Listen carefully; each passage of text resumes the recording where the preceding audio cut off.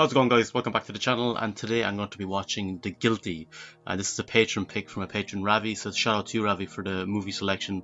And as always, guys, there will be a full uncut reaction to this on my Patreon page. Link will be in the description if you want to check that out to support the channel further. And quick shout out to my patrons, to Ravi, to JM63, to Jonathan, to Mary, to Blaze, to Jared, to Jenny, to Gigi Gooding, and to me Hall. Thank you so much for the support, really appreciate it. But with that said, let's watch the 2018 film, I believe, The Guilty. Ja, jeg skal bruge din adresse. He's very calm, but I guess maybe he has to be in a situation to keep the guy who's panicking calm. Hvis jeg kan se på kortet, du er Næstved med. Jeez. Nej. Jeg kan ikke trække vejret, mand. Jeg er så fucking bange. Og politi.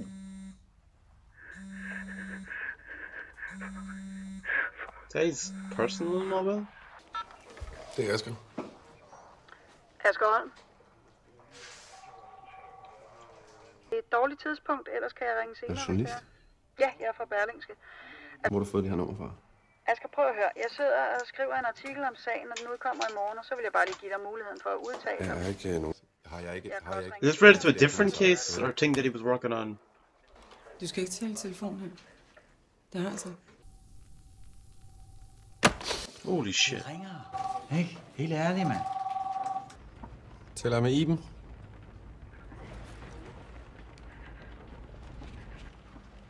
Du skal ikke være bange.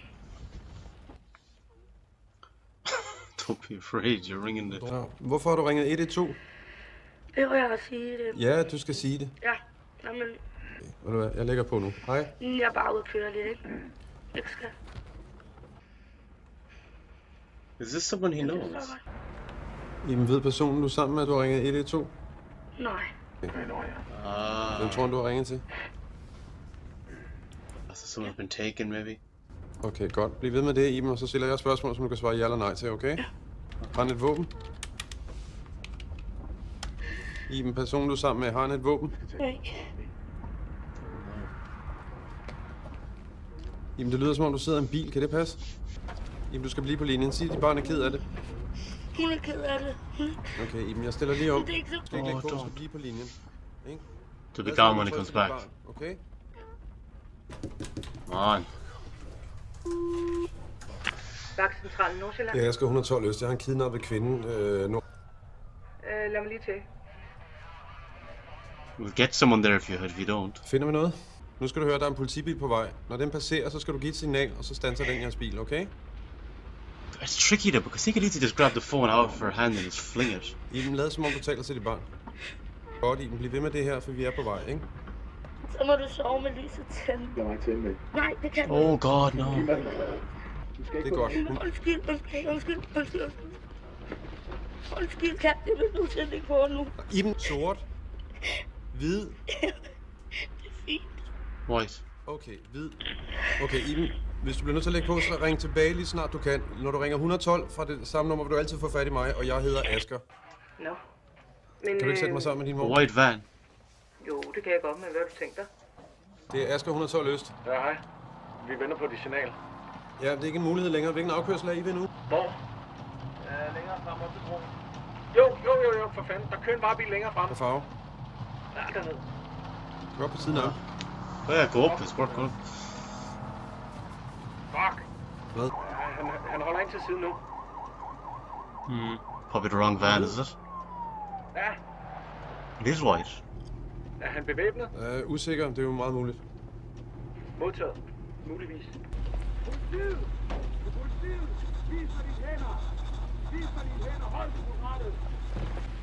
What's interesting about this is that we're completely in the same seat as the character, the main guy here, hearing but he can't see, just like us. We're just picturing the situation. It's nice that we mirror his predicament or situation that he's in.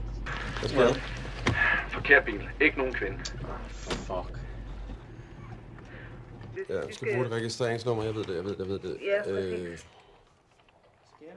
Ja, det er ikke hendes, hun er ikke registreret bilejer. Det eneste, jeg har... Du så ikke prøve at ringe ind til hende? Så informerer jeg vagthold. Ja. Okay. Hej Mathilde, og hvor gammel er du, Mathilde? 6,40.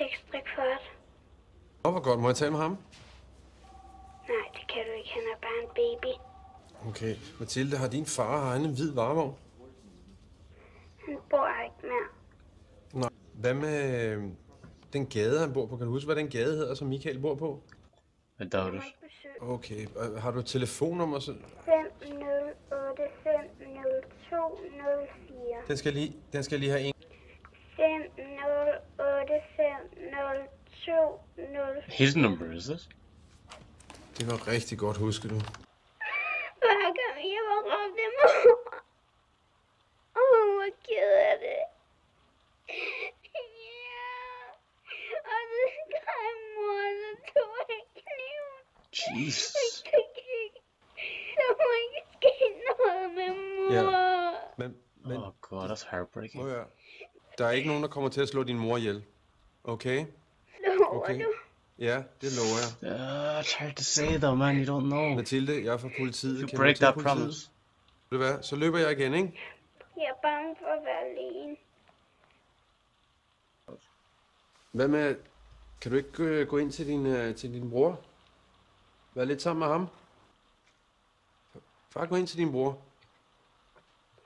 Okay, jeg går ind til ham nu. Det er It's amazing how we don't see any of these characters, just hear the voices, and yet we're so behind them and feel for them. This is really well executed the way they're Er doing der nogen, this. der har fået en... Asger, prøv at høre, jo hurtigere jeg får pladen ud, jo mere sandsynligt er det, at vi når at finde dem, ikke? Vagtcentralen Nordsjælland? Asger 112 Øst. Jeg skal have dig til at sende nogen ud til deres 2 børn, som er alene hjemme. Toftegårdsvej 13 i Farum. Jeg ved godt, det har været helt... ja. Vil du tage imod min undskyld? Kan du tro? Tak. Where did that come out of? Men jeg er lige på en sag her. Jeg skulle høre, om du kunne gøre mig en tjeneste. Ud til Strandløsvej 12 på Amager. Det er lidt en haster. Ja, hvad drejer det sig om? Der bor en Michael Berg. Jeg forstår ikke. Nej, Nordsjælland leder efter bilen, men hans hjemmeadresse ligger i din kreds, så vi skal have... Kom. Prøv at, jeg har talt med en 6-årig pige, der sidder alene. Jeg har lovet hende af hendes mor. Yeah, this is what I'm worried about. Så hilser du lige Patricia mange gange for mig. Hun er ikke. Nej, når du kommer hjem selvfølgelig. You don't say butchy something. Hun er flyttet. Ah, fuck. Nordsjælland? Det er Asger fra 112 Øst. Har I fundet den her varevogn? Nej, ikke nu. He's married, obviously. Patricia was his wife. Gonna ring Michael. Jeg taler med Asger Holm fra Københavns Politi. Jeg har lige talt med din datter, og hun er alene hjemme med sin lillebror. Ved du, hvor Iben er? Michael, jeg ved, du er sammen med Iben. Hvor er du på vej hen? I skal ikke blande jer. Hvad skal vi ikke blande os i? Could this make things worse or better though? Jamen, jeg kan se, at du har siddet inde på gangen. Vil du gerne sidde igen? Eller? Fuck!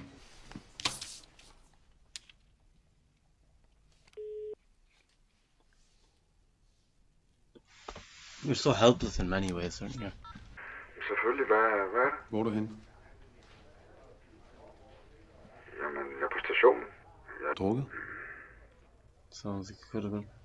Og shit, du har ikke drukket, hva'? Du skal vidne for mig i morgen. Jeg ved det.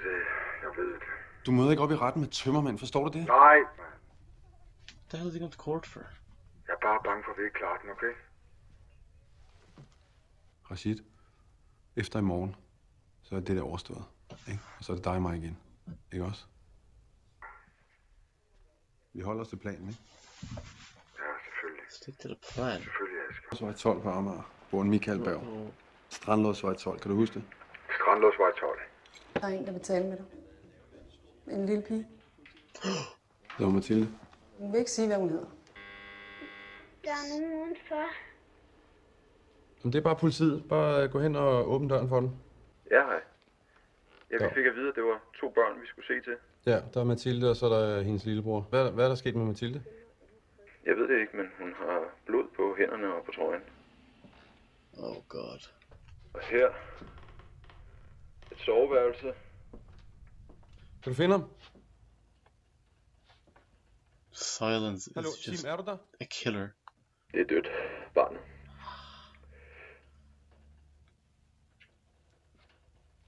Tim, tjek, om man trækker vejret. Han er død, siger jeg. Han har skåret ham op. Oh my god. Han er helt ren. Du skal ikke af. Why did that hang up?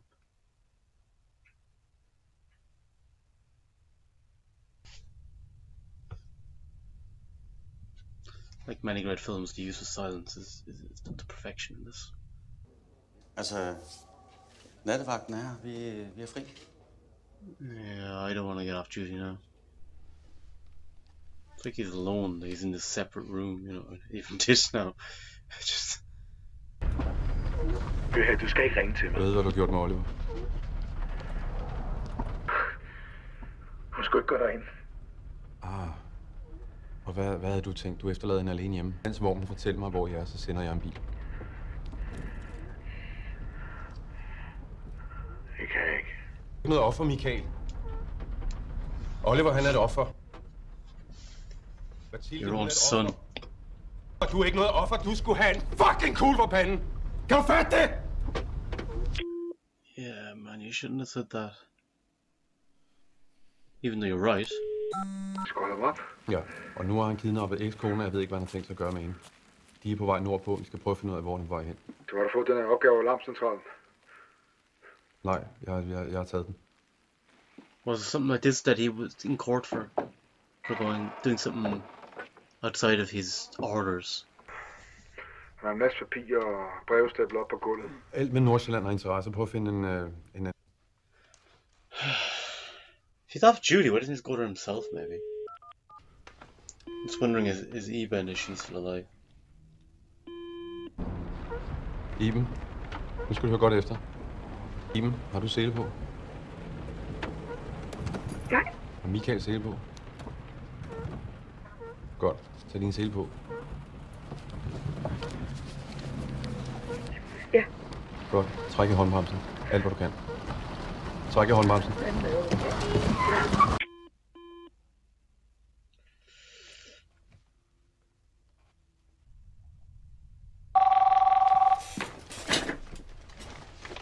Ja, hej. Jeg har kørt min cykel og slået mit knæ helt vildt på Rådighedsvej. Ved du hvad, jeg har ikke tid lige nu. Hvad fuck snakker du om? Send en ambulance. Til de dårlige knæ. Ja. Taxa, hjem, og så lad være at cykle, når du beruser. Jeg gjorde, som du sagde. Det virkede ikke. Jeg kan ikke komme ud. Er du bag i varevognen? Ja. Der er ikke nogen, der dør. Du er nødt til at hjælpe mig. Jeg er bare tilbage til She doesn't even know that her son is dead. Ja. Asger, Ja. er du stadig på arbejde? Bo, det var en fejl. Bo, jeg skulle have fat i Nordsjælland. Hende på linjen, hun er blevet smidt om bag i varevognen. Har du en position? Ja, og Madsen har samlet op i nærheden af Helsingør-området. Et sted. Nej, det gør jeg heller ikke. Det gør jeg heller ikke. Prøv at høre. Det vi skal gøre nu. Jeg vil bare hjælpe Det er- Mathilde og Oliver. Hvad er der i? Det ene, tror jeg. Mursten, det er godt. Jeg har en. Are her hands not Så bound, godt though? efter. Så rejser du dig op, og lige så snart han åbner døren, så slår du ham alt, hvad du kan. Det kan også? jeg ikke. Med Oliver i barnevognen. Og så bare se og mærke. Every time she mentions Oliver, it's so Okay. heartbreaking because we know that Oliver's dead. Slangerne. Slanger? What the hell is she talking Hvad for nogle slanger? Ondt jo. What? I hans mave. Han skreg og skreg, fordi han havde slanger i maven. A hidden illness or something? Meget bedre nu. Han skriger ikke mere. Oh, she did it. Oh my god. Jeez. Han har det fint, ikke?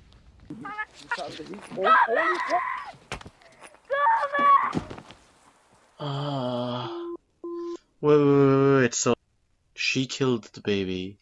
I think she's like crazy. Thought she was helping the baby. And Michael took her, obviously pissed off. In a rage. Oh god, what now? Og Michael, han har fået en masse breve fra en anden advokat i København. Ja, han har mistet retten til at se sine børn. Men hun har været indlagt på psykiatrisk center Nordsjælland i Helsingør. Og de har... Helsingør? Ja. Hun vil ikke være buret inde. Jeg forstår ikke helt, hvad det er, du mener. Michael, Hallo? Nu er I stille dig. hvor er du henne? Ja, Hvor er Iben? jeg ved det ikke. Til. Jeg har ikke gjort noget for helvede. Det ved jeg godt. Jeg ved det godt. Du skulle have ringet til politiet, og så skulle vi have klaret Iben. Så I kunne hjælpe hende, eller hvad? Ja, det er jo det, vi gør. Fuck dig! Fuck jer alle sammen! Min dreng er død! Da jeg så Oliver, jeg måtte klare det selv. Ikke engang selv, hvad det er, hun har gjort.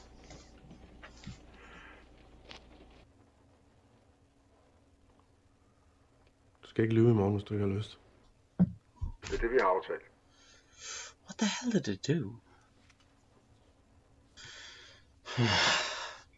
He's feeling the guilty now. Ja, jeg kører nu. Og du skal også til hjem. Er det dig, Asger? Ja. Jeg har slået Oliver ihjel, har jeg ikke? Is he gonna lie? Jeg har slået ham ihjel, har jeg ikke?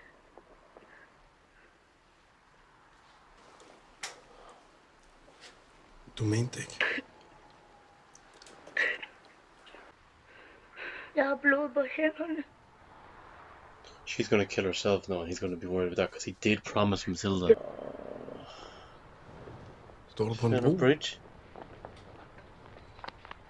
Jeg Ivan, vil ikke sige det til dem, sig hvad? men det ikke var med vilje. Det ved de godt. Okay?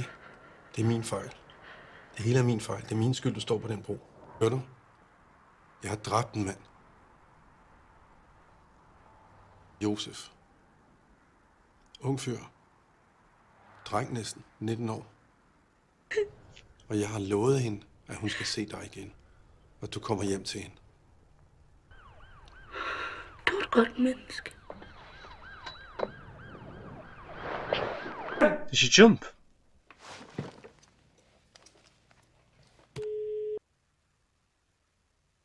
Jeg talte med Iben, men Hun kom ned. Oh.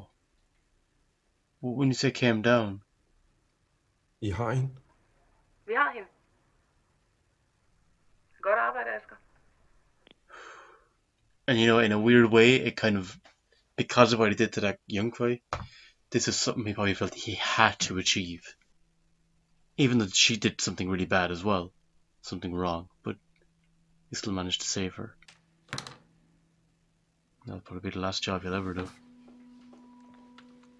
in the police department. It's like he's going all out on out to face the music. Okay guys, that was The Guilty, and I thought this was a brilliant film. I think what's most impressive about it is the fact that it all takes place in a call center, and we're so gripped by what happens. Like, we're completely in the shoes of Asger and what he's experiencing, and the fact that, like, we never see any of the action, but we're picturing it in our head, and it kind of goes back to that whole thing that people say about your imagination is often more powerful than what you see. You know, that's why a lot of people say that Jaws is so effective, because you don't see the shark for so long, but it's imagining what's happening under the surface of the water, you know. The bit for me that really got me though was him promising Matilda that her mother wouldn't die, and you just want that promise to come true the whole time, even when we find out what she did and that she actually killed Oliver, which was absolutely tragic and completely unexpected. Which is another good thing about the film, is kind of does just direction shifts in the narrative, and the fact that Michael, although like obviously he is a man who's doing some bad stuff in his time, you do kind of feel sorry for him a little bit when you get the full details and extent of what actually happened with Oliver, the son. But we still want Asger to save her, to save Eben, specifically because we know what he promised to Matilda. So, but it's incredible, all this stuff, and you get behind all these characters so much. It's a fantastically made film. Kind of claustrophobic a bit as well. We feel everything closing in around Asger, and kind of that almost at times that sense of frustration that there's only so much he can do from where he is on the call, and it kind of mirrors like when he pulls the blinds down in that kind of room, the secluded room from the call center, it all kind of it's kind of a mirror effect there, you know. It's matching. But yeah, I thought it was a really effective film. So again, to Ravi, great call on this one. Really enjoyable film. But guys, let me know in the comments your thoughts on The Guilty. I think there was a remake made a couple of years after, an American remake, but I think it'd be tough to top this one, to be honest. I always prefer watching the original. But yeah, let me know in the comments your thoughts on this one, guys. But until next time, slán go fóill.